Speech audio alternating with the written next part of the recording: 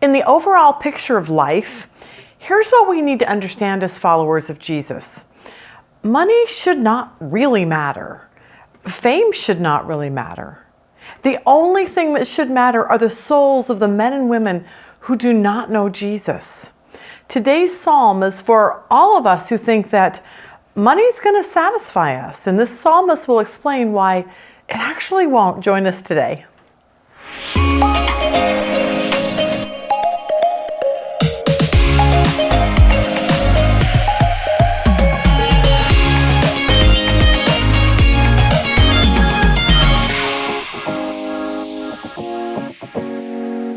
All right, good morning. Welcome to our Psalm series. Glad you are joining us today. Let's start here with a cute little story. There was a man who worked all of his life to amass lots and lots of gold. And he wanted to take his gold to heaven, so he asked God, and God's like, you don't need gold in heaven. But the man begged and begged and begged, and he was like, I worked really hard for this on earth, and I really want to bring it with me. And finally, God says, fine, just bring it. So the man dies, takes the gold with him. He gets to the pearly gates and someone says, what's in your bag? And he said, it's gold. It's all the gold that I earned, amassed my wealth on earth. And they said, why would you bring pavement for a street from earth to heaven? Like, why would you do that? Because here's what Revelation 21:21 says. The 12 gates were 12 pearls, each made of a single pearl, and the great street of the city was made of pure gold, like transparent glass. Our gold is worthless in heaven. So the question that we want to ask this morning is this: what are you living for? Like, what is it? Because this psalm was written for those who really spent their life amassing riches, building prosperity, wealth, all of those kind of things. And in this psalm, the sons of Korah want us to understand this. The grave is the great equalizer. In other words, if you die with $100 in your bank account or $100 million in your bank account, it doesn't matter because you can't take it with you. Now, here's the problem for all of us living on this earth. A friend loans you a car. And at the last minute, he says to you, oh, by the way, the gas gauge is broken, and you never really know when you're going to run out of gas. And that's a lot like life. We don't know when our last day is going to be. We have no idea how long we're going to have to live on this earth.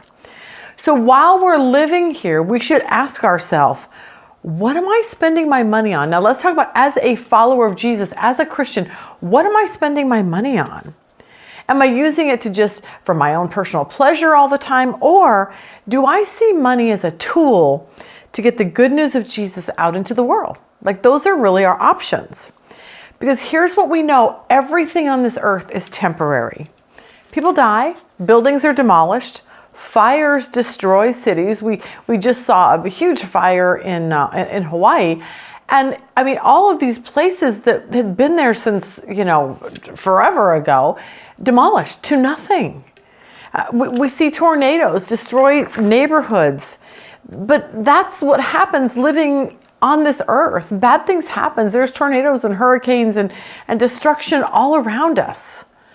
So we shouldn't put our stock into the things of this world, but we should put our stock into eternity. Because eternity, that's what actually matters. It matters to know where we're going, and it matters, that we know we're going to heaven. What matters is that Jesus is the only way to God. He died on a cross. He was crucified. He rose from the dead. And because of that, we can spend eternity with him if we put our faith and trust in him alone. The Bible says he is the only way to God. You can't get there by just being a good person and just, throwing a few bucks in the offering plate at church every so often. Like, that's not how this works.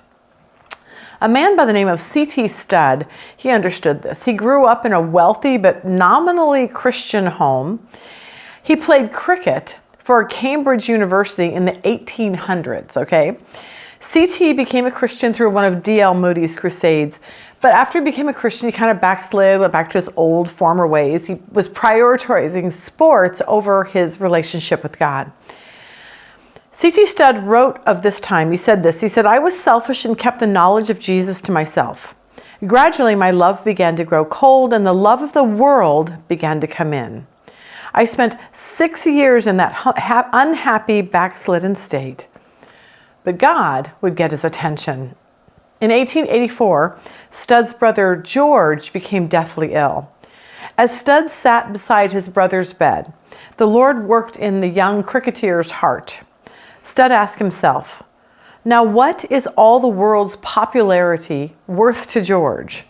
What are fame and flattery worth? Is it worth possessing all the world's riches when a man faces eternity?" The words of Solomon echoed in his mind in Ecclesiastes 1:2, "Vanity, vanity, all is vanity." When the cricket season began, CT went back to play cricket with a new goal. His new goal, he said, "I must go into the cricket field and get the men there to know the Lord Jesus. Formerly, I had as much love for cricket as a man could have, but I found that I had something infinitely better than cricket. My heart was no longer in the game. I wanted to win souls for the Lord. I knew that cricket would not last, and honor would not last, and nothing in this world would last, but it was worthwhile living for the world to come." Stud would go on to write a poem, and most of us know these words. Only one life 'twill soon be past. Only what's done for Christ will last. Stud went on to serve as a missionary in China for 15 years. He went to India for 6 and then to Africa for 20. Because he learned this, that money did not matter, fame did not matter, but the souls of the people who did not know Jesus, that is what mattered. And today's psalm is going to be about this, about death, because in reality, we're all going to die. And nobody wants to talk about that. They're like, I want an uplifting message. I want you to tell me that life is going to be good and everything's happy. But this is uplifting. Because what is uplifting is when we tell someone about Jesus, they surrender their life to him, and their eternal destination moves from hell to heaven for all eternity. Like, there is nothing more uplifting than that. That's worth living for. So let's begin in Psalm 49. It says, for the director of music of the sons of Korah, a psalm. He says this, "Hear this, all you peoples. Listen, all who live in this world, both low and high, rich and poor alike." The psalmist says, what I have to say is for everyone. Okay, just because you're wealthy or poor, it doesn't matter, because we said this earlier. The grave is the great equalizer. Verse 3, "My mouth will speak words of wisdom. The utterance from my heart will give understanding. I will turn my ear to a proverb. With the harp I will expound my riddle. Why should I fear when evil days come, when wicked deceivers surround me, those who trust in their wealth and boast of their great riches?" Rob and I were talking about this the other morning about, the weird world is so weird now. The government's weird. There's just a lot of stuff going on. The economy, everything we're hearing on the news seems to be lie after lie after lie. And I said, it would be really easy to be fearful, especially because we honestly can't do anything about it. Like, who do you call? You're like I don't even know who to call anymore. So that's what the psalmist thinks too. He's like, why should I fear evil days? Why should I fear when wealthy people boasting, about what they have surrounds me? I can't do anything about it. But this is where we have to go with it, because this is where the psalmist does. He says this, but God. But God. God's the one who actually is in control of everything. And he can do what needs to be done. We have to trust him for what we can't do on our own. Look at verse 7. He says, "No man can redeem the life of another or give to God a ransom for him." We can't stop someone's death. The French atheist Voltaire, he was a very, very rich man. He was the most famous person in the 18th century. He was an atheist, so he wrote against Christianity. Lots of people read it. But it was written that on Voltaire's deathbed, he cried to his doctor, and he said, "I will give you half of all I possess if you will give me 6 more months of life." But of course, the doctor has no control over life or death. And Voltaire died in despair. Verse 8, "The ransom for a life is costly. No payment is ever enough, that he should live on forever and not see decay." In other words, that won't happen. Like, we all are going to die. Verse 10 says this, "For all can see that wise men die. The foolish and the senseless alike perish and leave their wealth to others. Now, Rob and I were talking about this one day when we were talking about, had to like redo our wills and stuff. So we decided that when we pass down money, we're going to pass down whatever's left over to our kids, and they can split it, but we're not passing anything down to the grandkids. Okay, it stops there. And the reason why is because we know our kids, and we know they love Jesus. We know that they'll support, ministries that will further the gospel into the world. But we don't know how our grandkids are going to turn out. Like, we won't even be here to see that. And so just kind of think about that, because whatever you leave behind will be passed down to others. And you definitely want to pass down to people who love Jesus, because then you know that they'll use the money wisely. Verse 11 says this, their tombs will remain their houses forever, their dwellings for endless generations, though they had named lands after themselves. In other words, he's saying, maybe on earth you had 5 homes, you had a beach home, a cabin, an Alaskan home, one at Martha's Vineyard, I don't know. But when you die, the tomb will be your home. Those things don't even matter anymore. Verse 12 says, but man, despite his riches, does not endure. He's like the beast that's perished. This is the fate of those who trust in themselves and of their followers who approve their sailings. He's saying there is a huge difference between those who put their trust in their bank accounts, their money, versus those who just trust God. Those who live generously, those who know that the things of God mean so much more in this world than not, okay? He goes on to say in verse 14, like sheep, they are destined for the grave, and death will feed on them. The upright will rule over them in the morning. Their forms will decay in the grave, far from their princely mansions. And that is like such a sad picture to me. It's like their graves are not far from their wealthy estates. And yet it doesn't matter, because you're dead. So what matters is what we do on earth for something that will last for all eternity. It reminded me of Luke 12 when Jesus was talking. Verse 13 says, someone in the crowd said to him, "Teacher, tell my brother to divide the inheritance with me."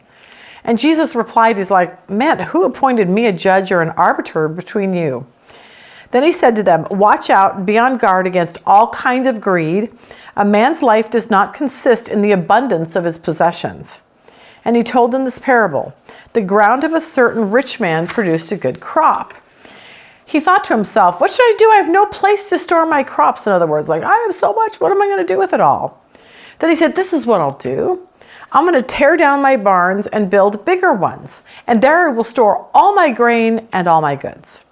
And I'll say to myself, you have plenty of good things laid up for many years. Take life easy, eat, drink, and be merry." And God said to him this, "You fool, you fool, this very night of your life will be demanded from you. Then who will get what you have prepared for yourself? This is how it will be with anyone who stores up things for himself, but is not rich towards God." It's an amazing verse, section of scripture, because it explains to us that we can have everything we have. We just don't know when we're going to die. So why don't we use our money and to help get other people to heaven? Here's the good news if we know Jesus. Verse 15 says this back in Psalms. He says, "But God will redeem my life from the grave. He will surely take me to himself." 2 Corinthians 5:8 says this, "But we are confident, yes, well pleased, rather to be absent from the body when we die and to be present with the Lord." Eternity is so much longer than what we have going on here. Jesus said to the thief on the cross who knew something was different about Jesus, he didn't quite even understand everything. Jesus said to him, "Lord, remember me when you come into your kingdom."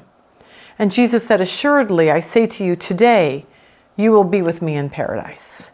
You're dying a horrible death on a cross, I get that, but you've placed your faith and trust in me, and I will make sure that you will spend eternity with me. See, life is short and eternity is forever.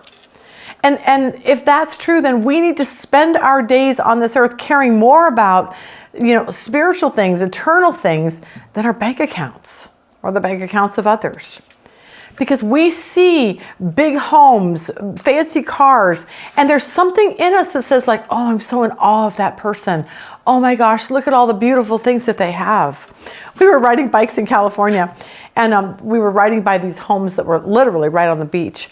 And this one guy, they had a for sale sign out in front of their house, and he had opened his garage so you could see in there, and there was these like fancy cars, and as we drove by, and so it sounds like we were stalking him, but we really wanted to know how much he was selling his house for, just out of fun.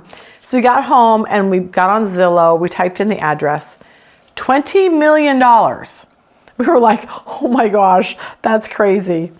But some people look at that and they're just in awe of these people, like, oh, you're so wealthy and you're so everything. But look at what verse 16 says. Do not be overawed when a man grows rich, when the splendor of his house increases, for he will take nothing with him when he dies. His splendor will not descend with him. Isn't that amazing? And that's just a really good message for you and I.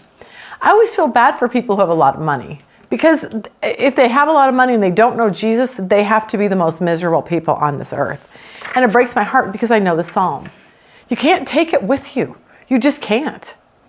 But then I see people who are wealthy, and yet their heart is to spend their wealth to get the gospel out into the world. I was reading David Green's book from Hobby Lobby, and he's like, this money is God's. Like, it's not even really passing it down to his kids.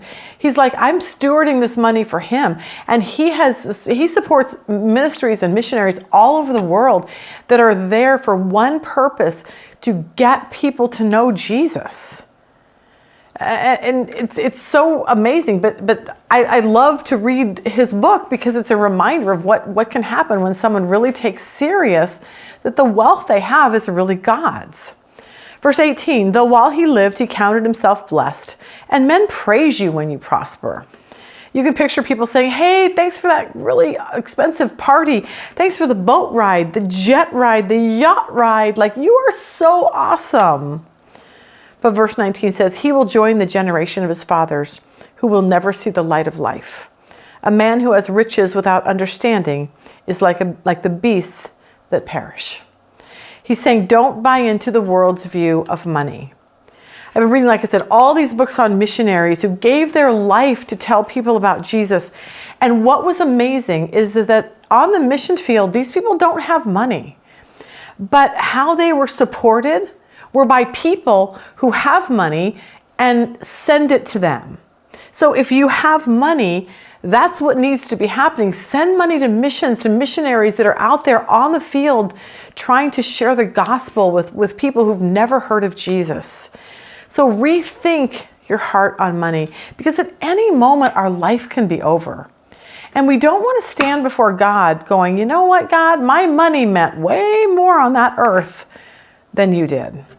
Eternity matters, and we should think about that in relation to the money that we have in the bank. So, hope that helps you today. Have a really good day.